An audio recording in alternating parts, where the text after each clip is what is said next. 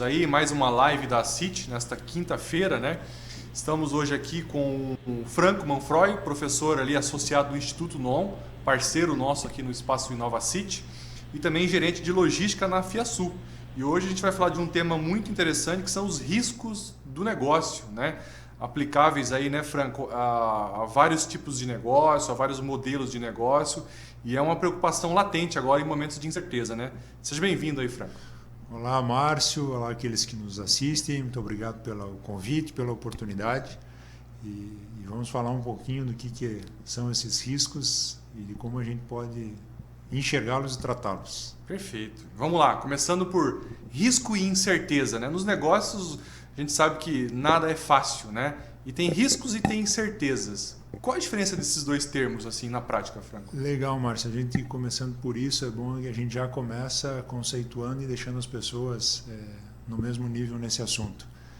Quando a gente fala de risco, é uma variável, alguma coisa que está envolvida no nosso contexto, no nosso ambiente, que a gente conhece, que a gente tem pouca ou muita informação e que a gente não pode prever, se antecipar. E as incertezas são aquelas variáveis que a gente não tem nem ideia de que pode acontecer, não conhece e não tem nenhum tipo de informação. Um exemplo assim, de risco para a gente ter uma ideia. Se a gente falar de risco, nós temos um risco, todo mundo aqui, ou uma parte das pessoas que estão nos assistindo, tem um carro, uma moto, uma casa e faz um seguro. Por que a gente faz um seguro? Porque existe um risco de ser roubado, existe o risco da gente sofrer um acidente. Então a gente faz o seguro para estar protegido caso isso venha a acontecer. Claro, protegido é uma questão mais financeira, né? Porque salvaguardar a vida aí não tem como. Mas a gente faz, isso é um risco. Então a gente conhece que existe essa possibilidade de algo que pode acontecer. Isso. Né? E uma incerteza é algo que a gente não sabe que vai acontecer. Se a gente trouxer a própria pandemia, quem em seus programas de riscos preveu isso? E tem como se preparar para tudo isso, Franco? Para os riscos, sim. Para a incerteza, não. Para incerteza, não. Entendi. Legal. Trazendo isso para o negócio, assim, por exemplo, um risco seria eventualmente não ter faturamento no próximo mês. Perfeito. Bem colocado. É um risco. É conhecido, é possível que aconteça e tem como se precaver disso. Exato. E aí que a gestão do risco entra. Entendi. Aí que entra a importância da temática do risco. Né? Exatamente. Legal. E tem tipos de riscos, né? Tem tipos de riscos. Se fosse elencar assim, os três principais, assim, quais seriam? Vamos colocar risco operacional, que aí faz parte da sua operação, do seu negócio, daquilo que você faz. Tem os riscos financeiros, que aí também estão relacionados ao seu negócio, mas a parte financeira do seu negócio. E o risco de mercado, que também tem a ver com o mercado e do seu negócio, os seus concorrentes. Então, se a gente for entrar no risco operacional, é a execução do seu negócio. Um serviço. Uma indústria, por exemplo, que tem uma parte operacional lá pesada que pode causar um acidente, ali tem riscos operacionais. Tem riscos operacionais. A gente pode falar, nós estamos vivendo agora um momento bastante diferente do passado. Né? Com essa pandemia, falou-se, e a gente vê muito a compra online. Né? E a gente vê que a CIT também tem incentivado aí os seus associados a entrarem nesse tipo de mercado. E esse tipo de mercado consome muito embalagem. Sim. E isso foi uma das coisas, um dos fatores, uma das variáveis que interferiu na falta de embalagem no mercado durante a pandemia. É verdade. Então, se a gente trabalhar com um risco operacional de falta de embalagem, a gente precisa tomar uma decisão do que fazer caso isso venha a acontecer. Perfeito. Nós não podemos deixar de atender o nosso cliente porque a gente não tem embalagem. Só porque faltou embalagem, né? Não. Então a gente tem que ter uma alternativa. Então seria uma alternativa reativa caso algo venha a acontecer. Entendi, perfeito. E risco financeiro, se a gente fosse fazer uma analogia assim com um pequeno empresário, por exemplo, seria essa ideia aí de não faturar. Perfeito.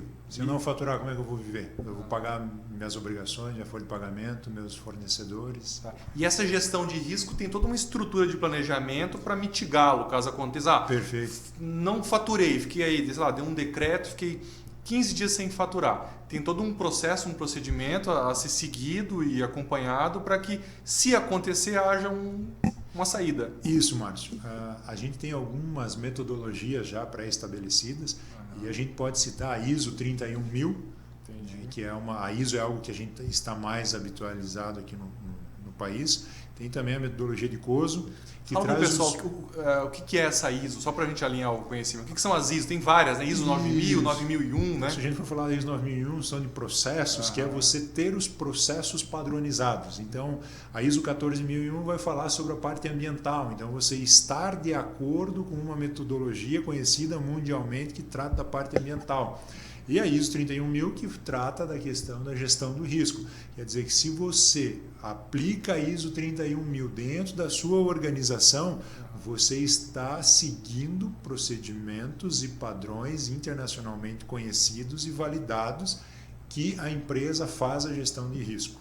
Perfeito. Essas empresas que estão listadas na Bolsa, por exemplo, certamente todas seguem esse tipo de ISO, por exemplo. Provavelmente sim.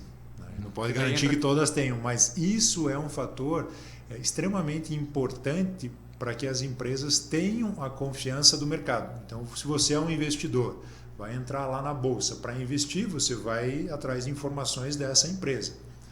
E se essa empresa tiver lá uma gestão de risco que está relacionado com o compliance, e claro que você vai olhar os resultados da empresa, isso te traz uma segurança de que caso alguma coisa aconteça no mercado, no contexto, aquela empresa tem planos de como passar por aquele momento de crise. Interessante, são procedimentos então, né? Então a gente falou de risco operacional, risco financeiro e tem o risco de mercado que todo negócio sofre, que simplesmente, por exemplo, as locadoras, né, acabaram sendo impactadas por um risco de mercado, né?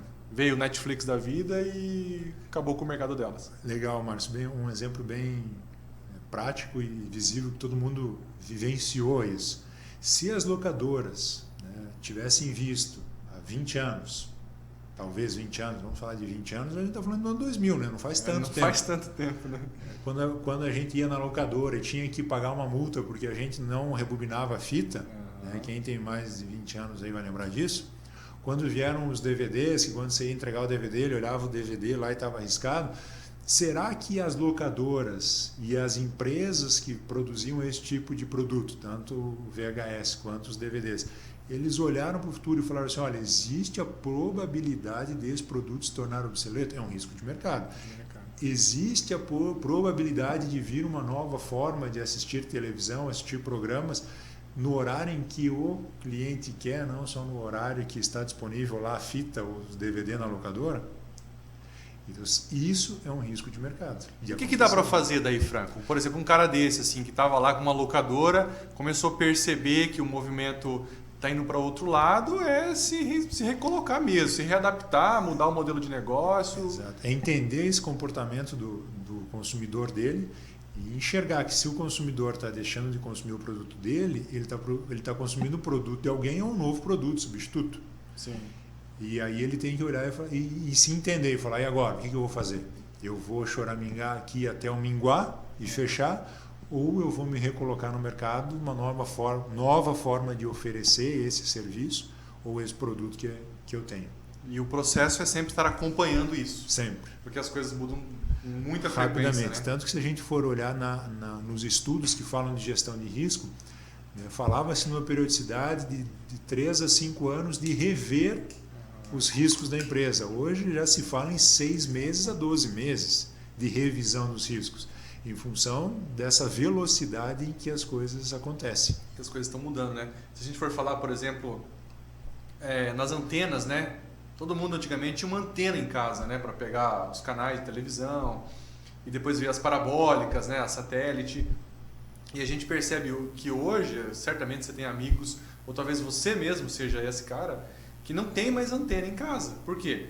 Tem uma televisão conectada num Chromecast da vida, assistindo TV digital, né? Assistindo televisão no YouTube, no Netflix e tudo mais. Isso é um baita de um risco, né? Para quem estava nesse negócio de antenas, por exemplo. Sim, porque o produto deles... E aí trazendo para a área de gestão de riscos, é olhar para isso. Né? Qual a probabilidade das antenas não serem mais usadas? Uhum. Então, quando a gente faz a gestão do risco, a gente vai mapear os riscos e depois, para cada um desses riscos, a gente vai olhar e vai dar uma nota para esse risco. Qual a probabilidade disso acontecer? Das antenas deixarem de existir. Aí dentro da empresa eles vão ter que discutir entre os membros, vamos fazer um comitê de risco. Mas a minha empresa tem 5 colaboradores. Então é que esses 5 participem para dar a opinião deles. Vamos procurar informação no mercado, quais são as novas tecnologias que vêm para substituir a antena. E ele falou assim, olha, a probabilidade é alta disso acontecer. Opa, se a probabilidade é alta e se isso realmente acontecer, qual vai ser o impacto? Nesse caso, o impacto também é alto. Porque muito se a alto. empresa só vende ou produz antena, acontecendo a substituição da antena, o impacto vai ser que ele vai ter uma queda brusca no faturamento dele e pode fechar a empresa. Perfeito. Então o que ele vai fazer? Qual que vai ser a resposta dessa empresa para esse risco mapeado? Então a gente tem algumas respostas. Uma delas é a gente eliminar o risco. Então, o que seria? Há novas fontes de formas de ver televisão que não sejam antena, de captar a imagem que não seja antena. Eu vou conseguir eliminar isso? Está fora da nossa alçada. Sim. Tem que entrar no barco, né? Tem uma outra resposta, que é você mitigar o risco, diminuir o risco. Opa! Então, para eu diminuir esse risco, o que é? Eu vou entrar no mercado que está por vir. Sim. Então, eu preciso definir um plano de ação para entrar nesse novo mercado e estar adepto a essas novas tecnologias. Tem um exemplo interessante que vem bem nessa linha aí de adaptação mesmo, que é o postos de combustíveis, né? É meio que certo já, e dá para a gente considerar até como um risco mesmo, né? Que uma hora ou outra a gente não vai ter carros a combustão mais.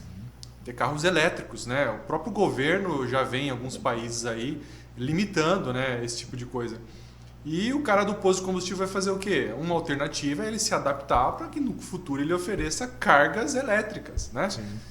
Ou seja, o cara vai lá, abastece o carro no posto de combustível, né?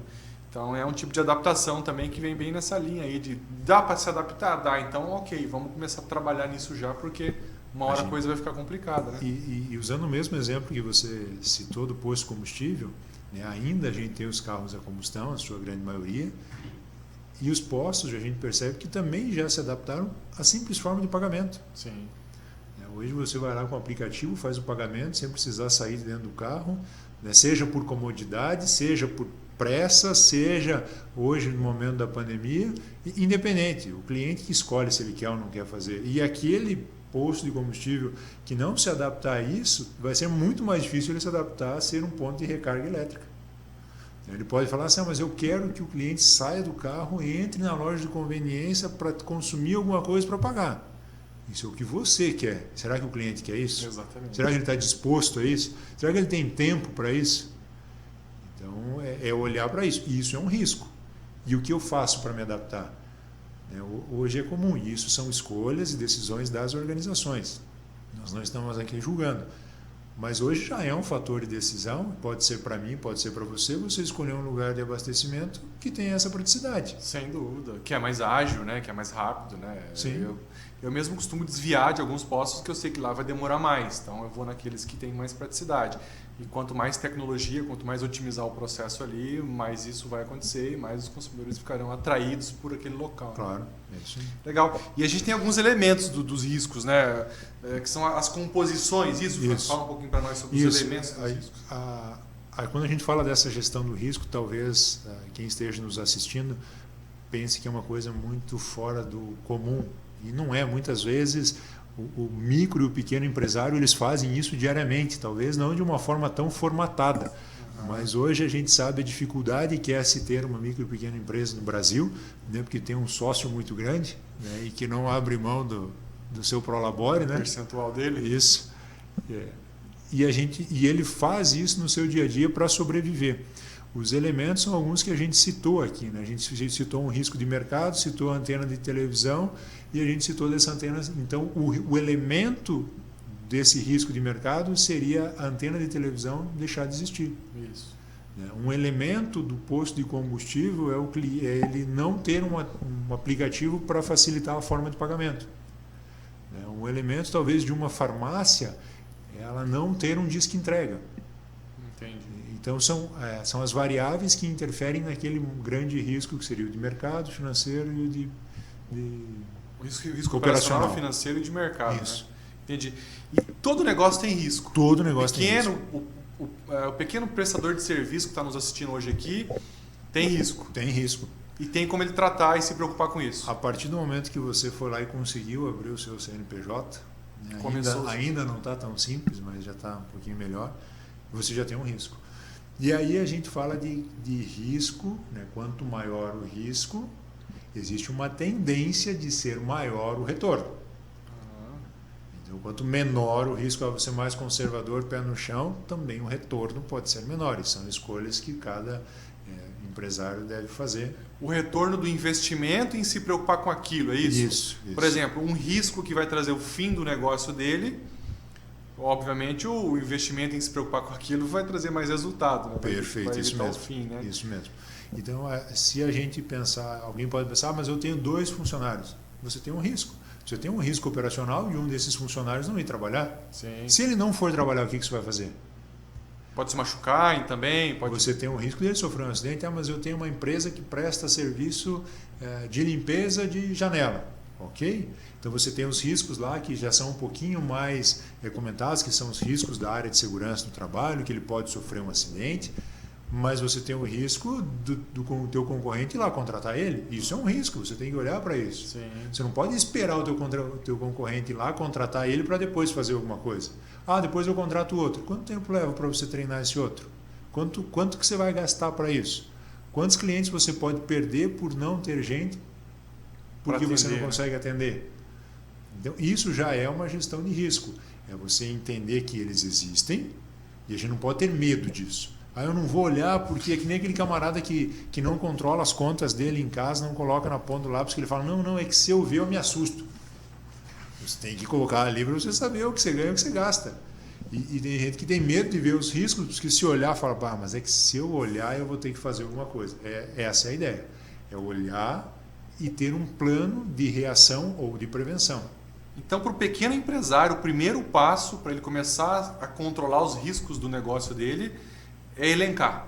Botar no papel. Isso, é mapear os riscos que ele tem. E ele pode começar separando por operacional, financeiro e de mercado. Pode começar. Operacional tem a ver com a operação mesmo, né? Se um colaborador ficar doente... Ou se é uma loja de calçado. Uhum. Qual que é a operação? A operação é vender calçado. É comprar calçado e vender calçado. Então, dentro disso, o que está envolvido? Para você comprar calçado, o que você precisa? Você precisa de uma pessoa, pelo menos, para fazer a compra de calçado, fazer cotação, entrar em contato com as indústrias de calçado, ver quais são as coleções, ver quais são as tendências, preço, prazo, entrega, promoção, enfim. Você precisa de alguém que esteja dentro da loja para vender o calçado. Ou você precisa estar em plataformas digitais para vender via digital. Isso faz parte do risco de operação. Se você não estiver numa plataforma digital, você pode ter o risco de perder o mercado. E a ideia basicamente é elencar, se eu não estiver na plataforma, sei lá, por algum motivo fiquei fora, o que dá para fazer? Perfeito. É nessa linha, né? Isso. Ficou doente o meu colaborador. O que eu faço? O que eu posso fazer?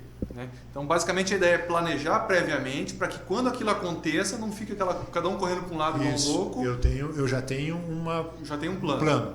E eu posso determinar alguns gatilhos. Por exemplo, a gente tem lá o risco financeiro. Hoje também boa parte, eu diria que uma grande parte das empresas precisam de um giro, pelo menos, de um capital de uma instituição financeira. Mas esse giro sempre está atrelado a alguma taxa. E você vai pagar um juro para a instituição financeira para você ter acesso a esse crédito. Mas pode ser que a política macroeconômica do país, que o dólar, enfim, alguma coisa interfira naquela taxa. Eu tenho lá uma taxa que é baseada na Selic mais alguma coisa. Hoje a Selic está baixa, mas e se ela começar a subir? Você pode determinar um gatilho. Olha, nesse financiamento, com esse juro, eu consigo pagar até 4% da Selic. Se a Selic subir para 4,25%, eu já tenho que ter uma alternativa. Eu tenho que buscar isso. Então eu tenho um gatilho. Meu teto é 4%. E assim, é melhor buscar a solução com a cabeça fria, né? Exato. Porque quando chega o problema, fica difícil tomar decisão, né? Isso. Mas qual que seria a alternativa? Vou lá na instituição financeira, antes de chegar nos 4%, e ver se tem outras alternativas. Ou eu vou em outra instituição financeira para procurar outras alternativas. Se caso aquilo acontecer, eu já sei por onde eu posso recorrer. Nessa questão de riscos financeiros, né? Você vê, eu lembro que quando começou a pandemia, um banco de investimento americano, não lembro o nome agora, fez um estudo onde ele determinava a quantidade de dias que durava o fluxo de caixa das empresas, né? E separou lá por áreas de negócio. Eu me lembro que tinha restaurante, por exemplo, que suportava ficar só 19 dias sem faturar, que já consumiria nesse período todo o fluxo de caixa. E as empresas que mais tinham caixa duravam 31 dias, que eram as empresas na área de tecnologia. Você vê, até então era uma incerteza tudo isso, né? Sim. Ninguém sabia que ia acontecer uma pandemia, mas aconteceu. Se houvesse um planejamento prévio para essas empresas com relação ao fluxo de caixa, o tratamento ali naqueles primeiros dias seria outro, né? E isso, Márcio, aí veja que bacana que você traz isso. Se eu conheço o meu negócio, ou então eu preciso conhecer o meu negócio, a parte é eu saber quantos dias eu posso ficar sem faturar. Vamos trazer por esse exemplo, esse é um exemplo financeiro. Eu posso ficar 15 dias, 19 dias, 22 dias, 120 dias. Não sei, cada empresa tem a sua realidade. Se eu posso ficar 15 dias, eu preciso ter um gatilho. A hora que eu chegar no 10º dia sem faturar, isso tem que acender uma luz amarela. Mas, como você falou, eu preciso ter uma tomada de decisão mais tranquila, não com a corda no pescoço. Porque quando a gente toma decisão com a corda no pescoço, alguém é mais fácil vir tirar o banquinho de baixo do que dar mais corda para você. E muitas vezes você vai ter que tirar o banquinho de baixo para você continuar. Pode ser uma analogia meio ruim, mas você tentar continuar vivo, né? Mas Deus vai ficar na pontinha do pé porque o banquinho dá um pouquinho mais baixo. Então o teu fôlego cada vez está menor. Então se você já tem isso mapeado e você sabe que são 15 dias, mas você dá um alerta no 10º, a partir do 10º dia, o que eu vou fazer? Aí eu vou procurar uma alternativa através de uma instituição financeira, eu vou fechar a empresa para cortar meus gastos, eu vou ter que demitir um funcionário, eu vou ter que reduzir a carga horária dos meus funcionários para então eu reduzir a folha de pagamento deles, para então eu conseguir estender ainda mais, por mais 10, 15 dias, o meu caixa, o meu fluxo de caixa. Já vai estar desenhado, ou né? então eu tenho alguns fornecedores que eu sei que eu consigo negociar diretamente com eles, então eu prorrogo o pagamento de alguns títulos que eu tenho para eu pagar menos juro para o fornecedor do que para a instituição financeira, talvez. Então isso eu já mapeio e eu olho para isso. Eu não espero chegar lá e falar assim, meu Deus, aí liga para o fornecedor, não consegue falar com o fornecedor. Aí você fala assim, o teu gerente da instituição financeira já está te ligando e fala assim, olha, está aprovado a linha de crédito. Só que não é a linha de crédito que você queria, mas é a que você vai ter que pegar para passar aquele momento. Acaba tomando decisão em cabeça quente, né? E claro que tudo isso são possibilidades que devem ser desenhadas com antecedência. E pode ser que você chegue lá e mesmo assim alguma coisa dê errado, mas você tem alternativas. Diferente de você não ter alternativa e pegar a primeira coisa que tem pela frente. Sem dúvida. Franco, muita gente está nos assistindo agora aqui que são microempresários, pequenas empresas. Aí todo mundo sonha ser grande, né? Todo mundo quer crescer, quer ter uma empresa grande, né? E as grandes estão fazendo essas coisas, né? E muitas vezes o pequeno empresário acha que não é para ele. Vou me preocupar aqui, elencar os meus riscos, né? Mas para ser grande tem que fazer isso. E quando você chega lá, aí tem as agências de risco, né? Que regulam todo esse mercado para garantir que as empresas que estão, a gente falou no começo sobre empresas que estão na bolsa, né? Elas são reguladas por agências de risco, né? Isso. O que são exatamente essas agências de risco, cara? Como que elas operam assim? Como que elas regulam isso no mercado? Essas agências elas vão analisar os seus resultados, né, e vão analisar a sua capacidade de continuação e perenidade do negócio. Então elas não vão te dar uma avaliação boa se você não tiver bons resultados e se você não tiver plano de continuidade de negócio. Então quanto mais consistente for a empresa, quanto mais consistente forem os resultados que a empresa apresenta, maior vai ser a avaliação dessa empresa, chegando aí ao desejado AAA, né, que é onde você tem acesso, pode ter acesso a mais crédito, a crédito com juros menores, onde você pode ter acesso a produtos que talvez outras empresas não tenham acesso, ou seja, a gente tem falado de buscar capital, mas pode ser também de você investir capital, porque com os teus resultados e a forma que você trabalha, mostra que você tem condições de arcar com aquilo que você está se responsabilizando. Eu lembro, há um tempo atrás, a gente começou a escutar sobre essas agências de risco, né? Que regulava a nota do Brasil, nota de crédito, é nessa linha, né? É nessa linha. Isso. E o pequeno empresário, claro, não vai estar exposto a isso, né? Não vai ter agência regulando o cara da loja da esquina, mas é um bom caminho ele começar a trabalhar essa questão até para melhorar o negócio dele, né? O Márcio, ele não tem a agência lá internacional que o mundo, que as bolsas do mundo operam e veem, e olhem e validam. Essas agências são extremamente importantes, principalmente para as bolsas que estão, para as empresas que estão na bolsa, né? Mas ele tem o cliente dele, ele tem o fornecedor dele, ele tem a instituição financeira dele. Agência de crédito que vai... Eles vão estar olhando por essa empresa. Nenhuma instituição financeira vai emprestar, vai dar dinheiro, vai dar crédito para alguém que não tem condição de pagar. Aí eu vou chegar, a gente vê algumas propagandas, né? Crédito sem análise disso, sem análise daquilo. Não é bem assim, né? Não é, né? Porque você não vai emprestar dinheiro para mim se você não me conhece. Sim, você não vai emprestar tem dinheiro. um risco, né? Tem um risco. Ninguém Então, joga para perder, na verdade, né? Talvez o pequeno empresário talvez não tenha essas agências grandes, mas tem muita gente olhando para ele. E tá regulando. E também no médio e longo prazo, uma empresa, por exemplo, que é capaz de parar para levantar quais são os riscos, criar um planejamento caso aquilo aconteça, ela acaba performando melhor do que as outras, né? Do que o cara que toma a decisão de cabeça quente, né? Com certeza. Ô, Márcio, e aí quando a gente toma uma decisão pautado em informações, né, a gente já sabe qual o impacto da nossa decisão. Pode ter uma pequena variação, mas a gente conhece. Sim. E a gente tomou a decisão pautado nisso.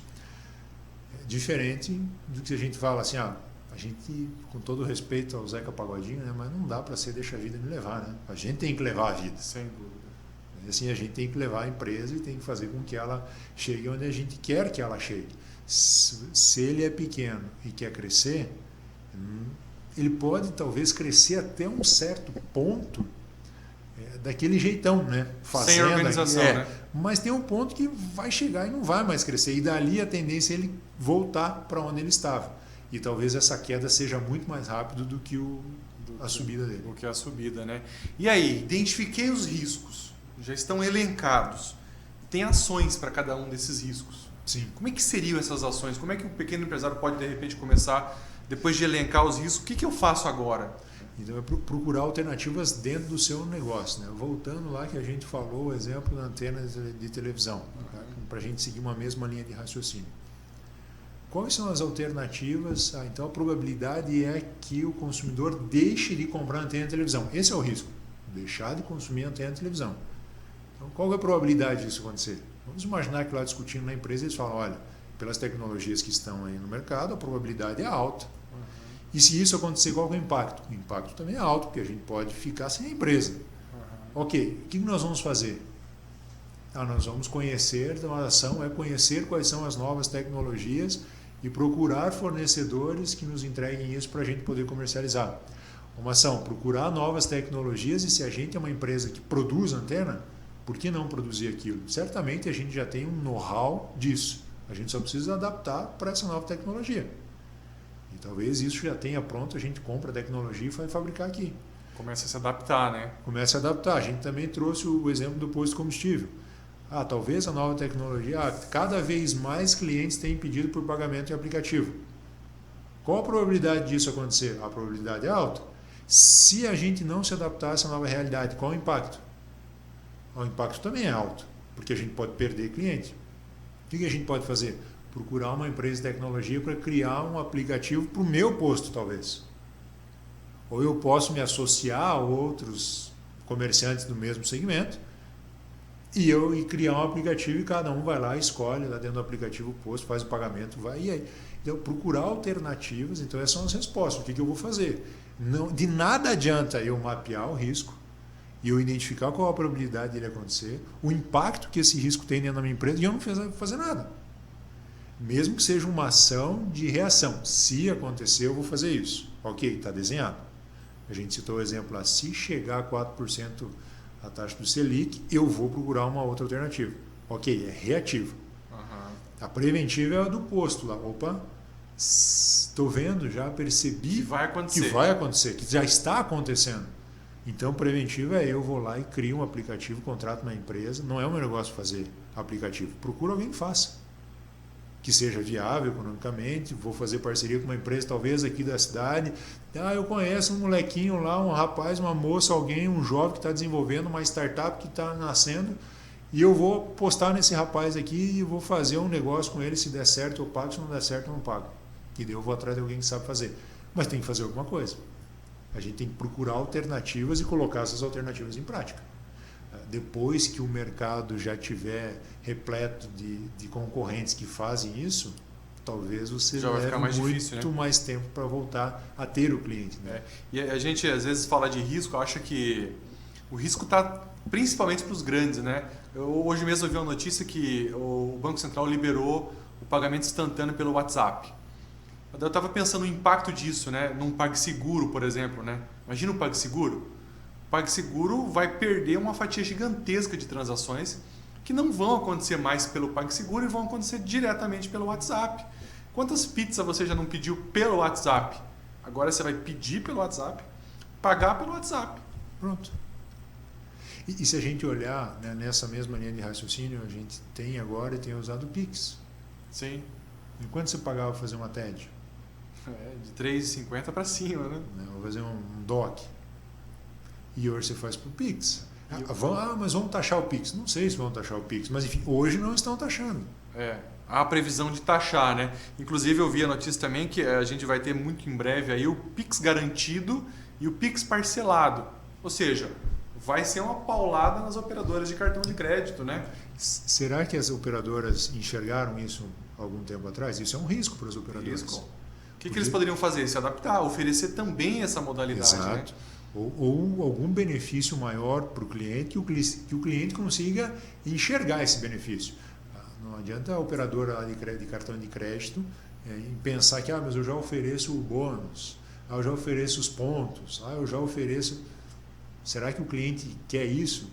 Será que o cliente nos últimos 10 anos que usa cartão de crédito, ele já não fez a conta e falou assim, nossa, eu gastei tanto e quanto que eu tive de retorno? E não consegui comprar uma passagem para São Paulo. E não Paulo. consegui trocar uma passagem ainda.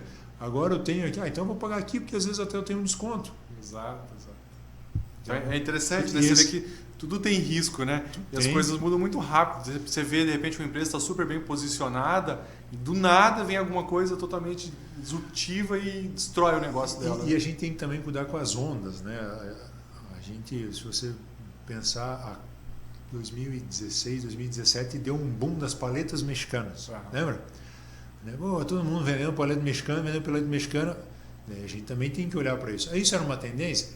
Não sei se isso chegou a ser uma tendência ou se veio, foi colocada no mercado.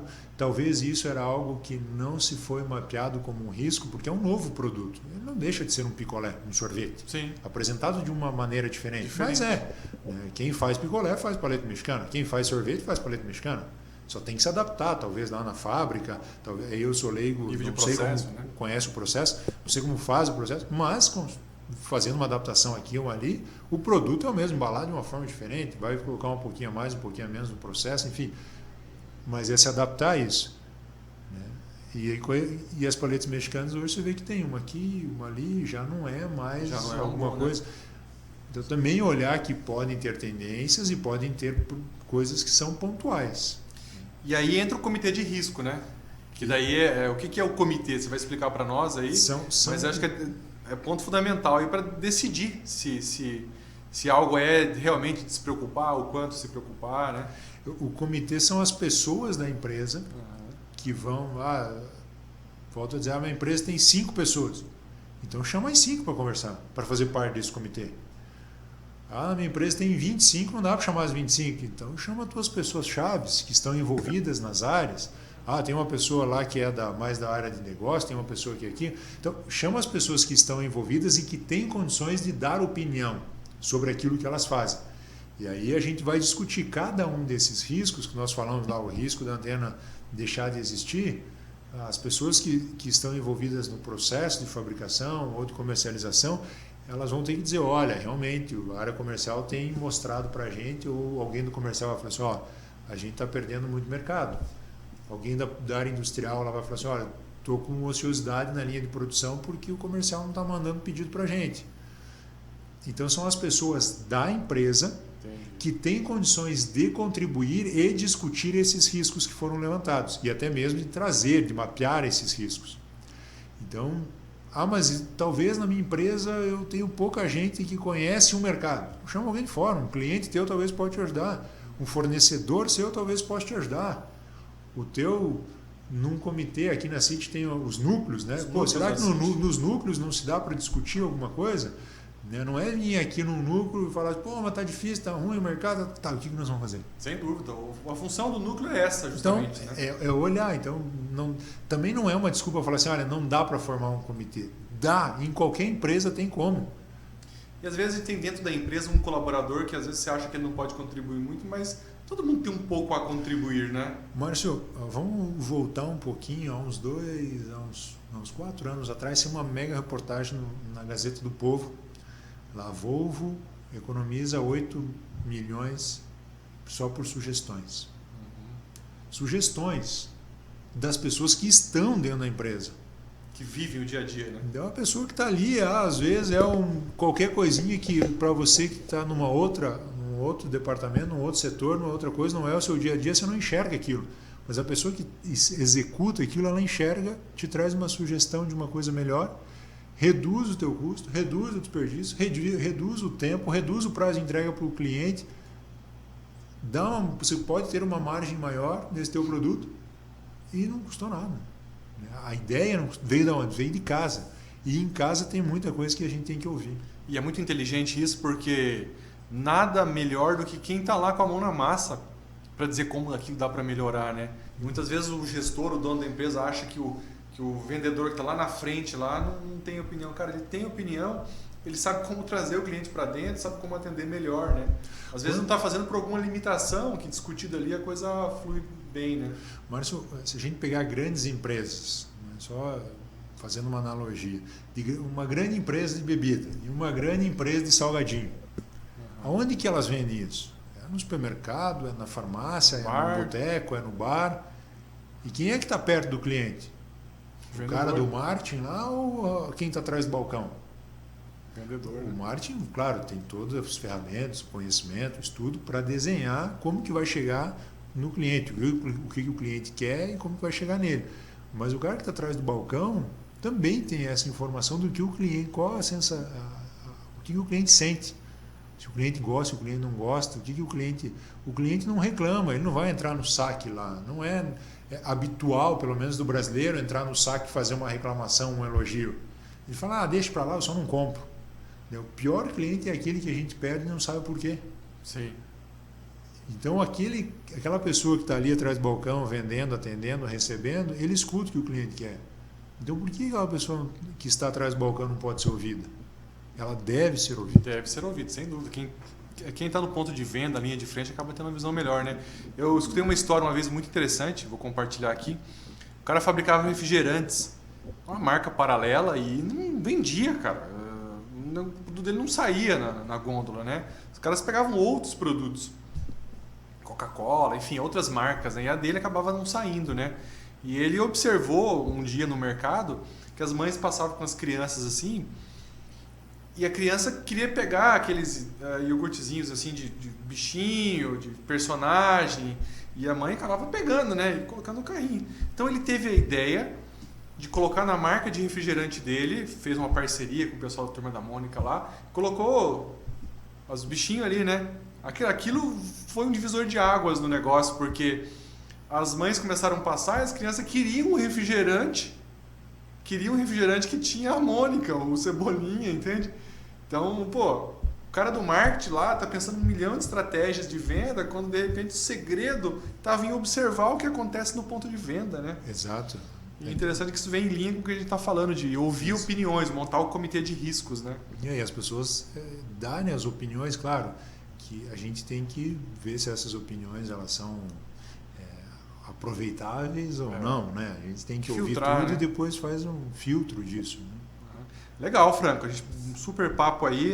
Estamos indo para o finalmente aqui. Para finalizar aqui, é meio óbvio, né? Mas por que fazer a gestão de risco, cara? A gente fosse resumir isso para o empresário que está nos assistindo. Por que fazer gestão de risco no negócio? Legal, Márcio. Aí a gente faz uma outra pergunta, né? Por que a sua empresa existe? Nós não necessariamente queremos saber a visão, a missão da sua empresa, né? Que seria a resposta para essa pergunta, né? Por que a sua empresa existe? Mas é talvez fazer uma outra pergunta. Você quer que a sua empresa continue existindo? Você quer que a sua empresa cresça? Você quer que a sua empresa se torne referência? Você quer poder passar a sua empresa depois de pai para filho, de mãe para filha, quer que haja uma sucessão familiar?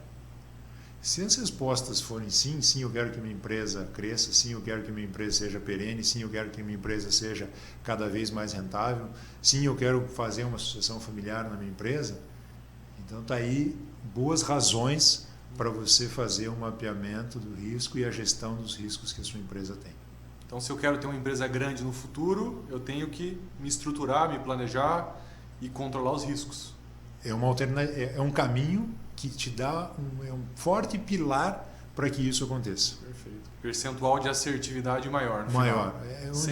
A probabilidade de você errar é menor. Ou se você errar, o erro tem um impacto menor e você já está ciente desse erro. Você já previu esse erro. Eu gosto sempre de falar assim, se você quer competir, né, no mercado, você tem que fazer no mínimo o que os outros estão fazendo. Então, se você quer ser uma empresa grande um dia, você tem que fazer o que os grandes estão fazendo. Talvez você não consiga fazer tudo, mas tem que buscar isso, né? E eu vejo que a gestão de risco aí as grandes empresas fazem, há inclusive cobranças pelas agências reguladoras, né, para que as empresas implementem aquilo.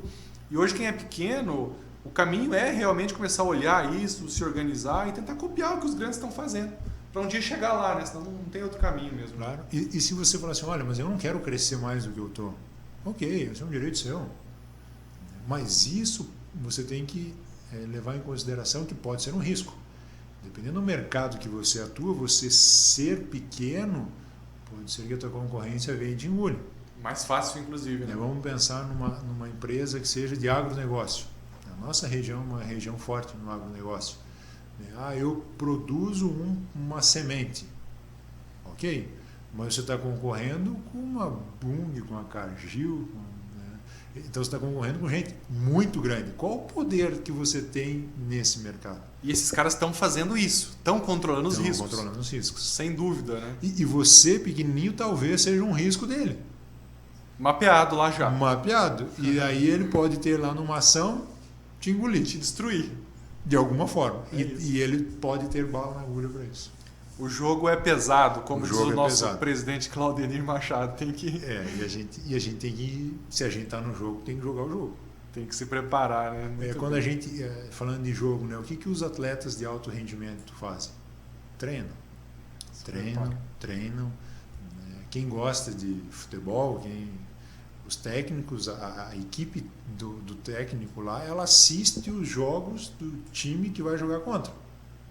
Para quê? Para entender como que é a tática, como joga. Que eles se organizaram, né? Os goleiros, eles assistem os batedores de pênalti do outro time bater pênalti. Já sabe, o Márcio, quase todos os pênaltis ele bate a meia altura para a direita.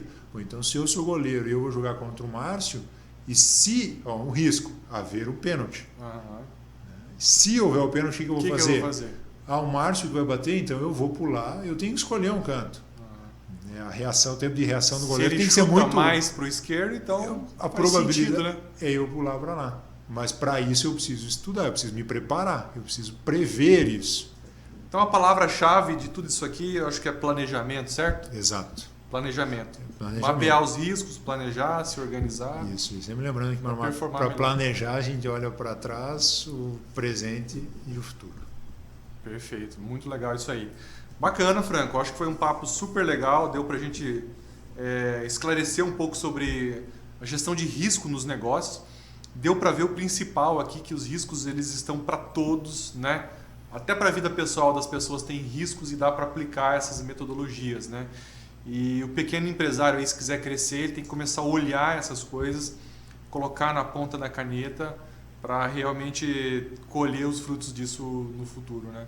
Bacana. Alguma consideração final, Franco? Recado para o pessoal aí? Mais uma vez agradecer a oportunidade e o convite e dizer para aqueles que se interessarem, tiverem dúvida ou quiserem conhecer um pouco mais, né, essa área de gestão de riscos ela é bastante abrangente, ela não é difícil, mas ela exige um pouco de cuidados e algumas metodologias Porque se você prever um risco que talvez não exista ou prever de uma forma errônea, pode ser que a sua decisão do que fazer com aquele risco também seja errônea. Seja equivocada. E aí você entende que tem alguma alternativa e quando essa alternativa vai te colocar numa situação pior do que aquela que você está. Então nós nos colocamos à disposição no que pudermos ser útil.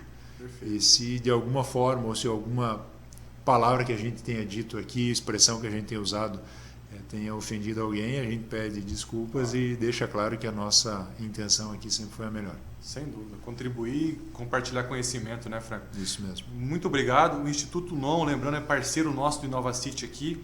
Acompanhe as redes sociais da CIT. Certamente nós teremos aí, nos próximos dias aí, estamos um pouco limitados por conta da pandemia, mas certamente teremos aí treinamentos, workshops que vão tratar esse tema de risco, né? Conteúdo entregue aí com muita qualidade pela equipe do Instituto NON e do Franco lá. Obrigado, Franco. Obrigado a todos aí. Continuem nos acompanhando nas redes sociais e semana que vem tem mais. Obrigado, pessoal.